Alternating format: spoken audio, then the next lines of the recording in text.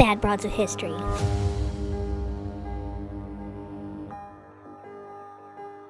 In a world where cowardice is rewarded,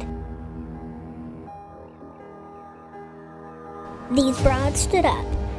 In a world where danger was real, these broads risked it all. Bad broad, because bad bees would be a bridge too far. Episode 1, Deborah. So, anyways, bad broads is what I settled on. History, because I wanted to up with bad standing words. History, but I was like, that's too far. That's a bridge beyond. Deborah. She lived in olden times Israel around 1107 BC. For reference, this is what some of the other peoples were doing during this time. This was before. This is Sparta! No! This was before Alexander the Great. This is 300 years before Homer writes the Great Iliad. 424 years before the first Olympics in Greece, where they used to fight naked. Look at that butt. 347 years before Romulus and his twin brother Romulus suckled from the teat of the wolf, thereby founding the future great empire of Rome, or supposedly, according to the myth. This during a time when Greece was going through its dark age. This was a time before the Druids. Central Europe was Bronze Aging it. The Yun-filled high class were wearing these gaudy golden cones. The Shang dynasty is the earliest ruling dynasty of China to be established in recorded history. I don't know why I have that in my notes. I think it was during the Shang dynasty. This was during the Bantu expansion. The Bantu expansion is a major migration movement that originated in West Central Africa, possibly around the Cameroon, around 2500 BC, reaching East and Central Africa by 1000 BC, and Southern Africa by the earliest century CE, or AD, 600 years after the Kingdom of Kush was formed. 50 years after the Sea Peoples who had a hand in the Bronze Age collapse. The Sea Peoples that were described as the following. They came from the sea in their warships, and none could withstand them.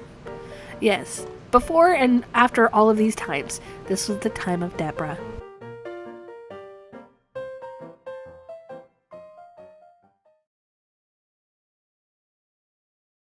This was right smack in the middle of the Bible where Israel would do evil, God would land on them, they'd repent, rinse, and repeat. During Deb's time as a judge, they had been suffering under the ruthless oppression of the Canaanites for 20 years. Directly oppressed by Sisera, people would avoid main roads. They struggled daily in fear. Debbie held a lot of titles. She was a prophetess, a judge, a wife, and a mom. However, the title she self-identified as in the scriptures is as a mom. All right, Noam, take it away. Under her tree, Deborah sat back. Yahweh came and said, "Call for Barak. Go to Mount Tabor with 10,000 men. It's time for the oppression and terror to end." With 900 chariots, Sisera was stacked. Surely afraid, Barak barked back. "I'll go if you go, but won't if you don't." "Okay. But consequently, the honor will be stripped from your hand and given to a woman of the Canaanite clan." On the day of battle, Sisera rolled up. "Sure hope it don't rain and those chariots get stuck." Still the wheel and wind the wind. When God is with you, you always will win. As the sky rained, Sisera ran, found refuge with an allied clan. The Canaanites worshipped and believed in Baal, so humor is thick in the way that they fell. Baal was believed to rule over the rain, and that is how Yahweh brought down the pain. Deb and Barak praise Yahweh in song, written down, spoken out, and read far along.